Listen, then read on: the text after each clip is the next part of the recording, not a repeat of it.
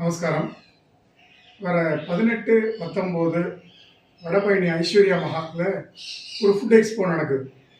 இது ரொம்ப ஸ்பெஷல். என்ன அப்படின்னா, B2C ஃபுட் எக்ஸ்போ பண்ணுறவங்க, ஃபுட் ரிலேட்டட் ஒர்க் பண்ணுறவங்க எல்லாரும் கலந்துக்கிறாங்க. அவங்க ஸ்டாலில் நிறைய விஷயங்களை நீங்கள் நேராக பார்க்க முடியும், டேஸ்ட் பண்ண முடியும்.